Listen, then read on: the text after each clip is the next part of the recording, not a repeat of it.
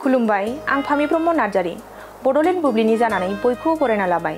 दिनै 21 डिसेम्बर 2023 नोंथांमोननो बड'लेण्ड बुब्लिया दिनैनि साना मा मानि थाखाय मिथिजायो एबा दिनैनि सानाव मा हाबाफारि फालिनाय जायो नोंथांमोननो फारि फारि बड'लेण्ड बुब्लिया फोरमायगोन। दिनैनि सानखौ death anniversary of Shri Shri Aniruddha Dev एबा श्री श्री अनिरुद्ध देवनि थैनाय सान महरै फालिनाय जायो। अनिरुद्ध देवआ इं 1553 मायथाइयाव आसाम हादराव जोनोम जादोंमोन। बिथाङा 16थि जौथाइनि आसामनि सासे एक्सलेन्ट फोरोंगिरिमोन।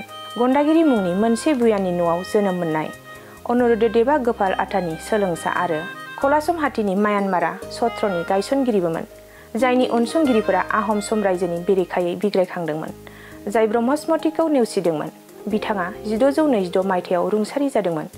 बेनि अनगायैबो दिनैनि सानावनो वर्ल्ड सारी डे आरो वर्ल्ड स्नोबर्ड डे महरैबो फालिनाय जायो। नोंथांमोननो बड'लेण्ड बुब्लिया दिनैनि सानाव मा हाबाफारिजों मिथिजायो आरो मा हाबाफारिखौ फालिनाय जायो फोरमायबाय। गोजोन्थों।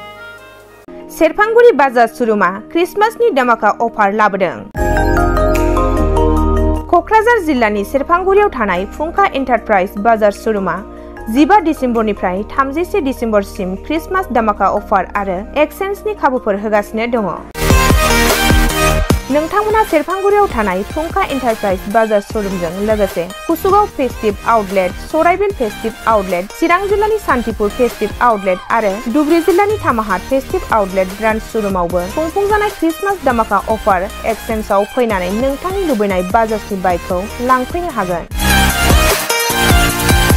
बाजाजनि बाइक सालायनो मोजां मोनग्रा रायजो राजाफोरनो फुंखा एन्टारप्राइज बाजार श'रुमआ लोगोसे मोजां अफारफोरबो लाबोदों। बेफोरनो जाबाय 90% लन, गंनै हेलमेट फ्रि, केस होनानै बाइक बायगिरिफोरनो 1000 रां केशबेक हरफिननाय जागोन आरो क्रिसमास धामाका अफार एक्सचेन्जजों लोगोसे बाइक बायगिरिफोरनो गांसे ब्लेंकेट फ्रि हरफानाय जागोन।